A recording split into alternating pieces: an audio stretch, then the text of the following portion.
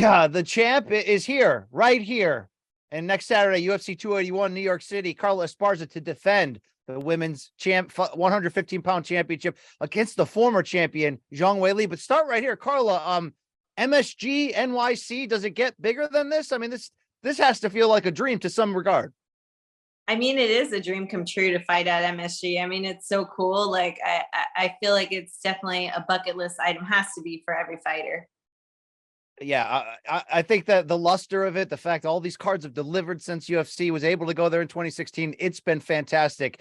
And I think people are sleeping on this fight too. Champion versus former champ. So much, promise of potential explosiveness. Do you feel like it's getting the same recognition of the other fights on the card heading into this? Because I'm fired up for this. I mean, I'm not too sure. I'm fired up about it. And I feel like, I'm planning to go in there. I definitely see fireworks for this fight. So, at the end of the day, like that's when it counts, right? This is your second title reign. What the circumstances could not be any different. And you had this, incredible run that you're on right now. So is there any ways that you can't compare what it feels like now entering your first title defense of reign number 2 compared to all the way back then? It feels like the dark ages or something. Oh, I mean, the only way I can compare it is saying that I feel like I'm a completely different Carla. I feel that, unlike last time, I'm going into this fight as the best me. I feel good mentally, physically. This has probably been one of the best camps of my career. So I'm really excited to go in there. When you won the title back against Rose in May, rematch, it wasn't everybody's favorite fight, right? How do you feel? How do you frame what happened? I mean, you won, so that's the only thing that matters at the end of the day. But do you still get caught up in why did it play out the way it did? Are you okay with all that?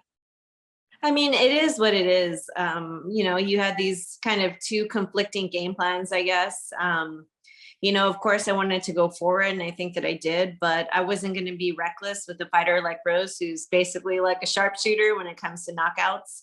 And I think she was kind of waiting for me to lose my patience and get wild, which didn't happen. So it's just one of those things. But I mean, I think both Rose and I have, together in our first fight and just in the past have put on a lot of exciting fights. Well, that's why it was rare, because in the history of women's MMA, especially in the UFC, this division, there's never been a down era. I mean, you're the inaugural champion, and you're part of this group of, 4, 5, 6 women who just make magic every time you guys fight one another. So to get a fight that didn't do exactly that, I think we were all kind of caught off guard. But why do you think, even compared to bantamweight, featherweight, flyweight, there's a lot of peaks and valleys for those different weight classes. What is it about this run that started in 2014 and is still going strong? I think this division has just always been so stacked. I mean, they brought the best of the best into the Ultimate Fighter. There are so many exciting personalities and fighting styles, and it's just been always all around great. And I think because it was a second division, you had all the 25ers coming down, and it was just stacked. And I think now it's just getting better and better. I think I think probably it's the most stacked because your average woman is going to walk around, close to this weight. So I think it makes sense that just there's more competition to get into this weight class in the UFC. Yeah, it's competition all the time. So you beat Rose, but were you confident? Did you feel, did you really, not that did you feel that you won? You felt you controlled the action, kept her away, did what you had to do. Was there any level of dissatisfaction though, that it ended up going that way? Because it takes 2 to tango. You can't just make something out of thin air. So, was your moment robbed at all? Am I being too romantic about this? No, I definitely hear what you're saying. And it's definitely a bummer to win a fight like that. Winning a title, that's always going to be a good day, right? Winning any fight. But, it's just not being able to just have this strong performance or the strong finish or just show all the work that you've been putting in camp it is a bummer. And, obviously the fans were disappointed, and, it did definitely put a little bit over a cloud over the win, but, that's what, the right I can make in this fight. I'm excited to put it out, to put it all on the line. Yeah, survive and advance sometimes. That's what it is. And you're back on top here. So when you look at Zhang Weili, who since losing her title has really, evolved her game and put it together, how do you scout this up when you know styles make fights? So how do these styles either mesh perfectly or contrast one another in your eyes? I mean, I hope they contrast so that I can go in there and get that finish. But I mean, just watching Whaley, you know, over this last, you know, year or two, like seeing her grappling game evolve, and you know, she's always been strong. She's always had great striking, but I think she's becoming a lot more well-rounded, and her grappling is getting a lot better. So, you know, I guess it's just a contest of who's going to be better where. And you know, I feel like game plans and will, you know, the ability to execute them kind of, you know, make the fights. Look, sometimes two great fighters on the ground can cancel one another, but do you think she's raised that level of her game enough where it's possible this is a 5-round kickboxing match at the end of the day? I mean, I don't think there's ever been anyone that I have not been able to take down at least once. So, I mean, will she be the first? I don't know. You know, Whaley has never fought anybody like me, so it's kind of hard to say one way or the other. But you know, I'm gonna put my money on no. When you made this run, 6 straight wins, back on top with the championship, like, is there a secret to success? And it's not that you ever went anywhere, but when somebody gets hot, there's just this magic. There's this momentum that's behind them. Close fights just go their way, right? Or, you know, finishes just find a way of happening. What is your secret to the run you're on right now? Like, I mean, is it as simple as hard work, or was it a change behind the scenes that, well, why are you here right now exactly where you are? I don't think it's hard work, because I don't think there's anyone that lacks hard work that's in the UFC. But I think it is very, you know, it's knowing where to put the work, where, you know, where to put the mindset. I had to go into training very intentional. I had to go back to being a beginner and relearning how to do the most simple things, because, you know, obviously something wasn't working for me, and I needed to go back and reevaluate and make a change in my game. And then mentally, I had to make a lot of changes. You know, I had to really like stop doubting myself and believe in myself. Physically, I had to, you know, make some changes in my body. I had to like put some size and muscle on, because I had been so outsized over the years. So, you know, I worked a lot with the UFC PI nutritionist. So, I mean, there's just so many things that have gone into it, you know? I mean, that the stoppage win of Marina Rodriguez was like oh crap, this is happening. This is for real. Did any element of that not surprise you, but were you like, oh yeah, you're damn right, I just did that. This is what I do.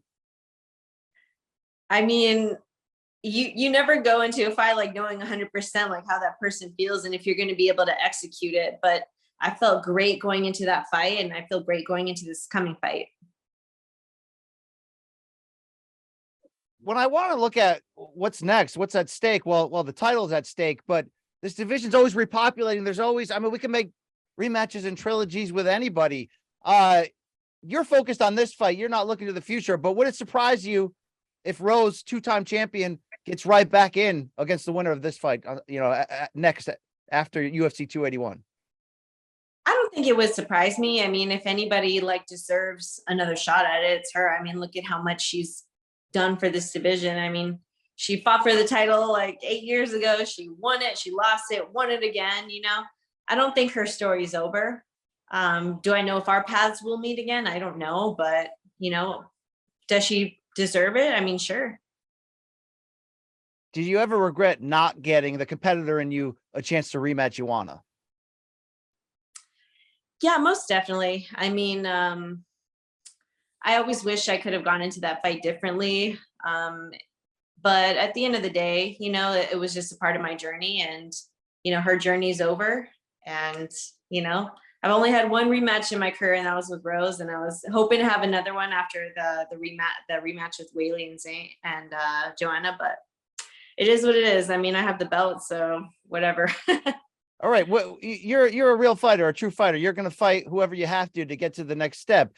But if you had the choice, you know, are there people you want to fight when you think about being a champion and setting up a title reign? Are you already picking the destinations in your mind, or is it literally whoever's next in line, I'm taking them on every time? I mean, honestly, that's always been my mentality. I've never turned down a fight in my almost 13 years of fighting, and I don't think I ever will. So whoever they put in front of me, I'm game. Have you felt like you've authored your masterpiece yet? That you've had the perfect night? I mean, chasing perfection is why we're in it, right? But it's nearly impossible to do. I mean, is there a chance that we haven't seen the very best performance out of you yet up to this point? I mean, I'd like to hope so. I definitely think I closed a lot of holes from my last fight, and even before. I think I'm just getting better and better because I'm enjoying this process of learning and evolving. And there's so much to learn. I mean, you could continue getting better and learning for 1,000 years. There's so much information and so much to learn. So, I'm hoping that we're going to see an even better Carla in this fight. All right, this is a great matchup. If you get your hand raised, what do you expect to be feeling? What does this specific fight mean to you? Honestly, this specific fight, it means a lot to me because, as I said, getting the opportunity or being able to defend the belt is like that unfinished business that I've never gotten to do. And that'll be like probably one of the best moments of my career for sure. She's a monster of cookies. She's the monster at the moment of this 115-pound division for the second time. Best of luck at UFC 281. We can't wait to see it. Great catching up with you. Awesome. Thank you so much.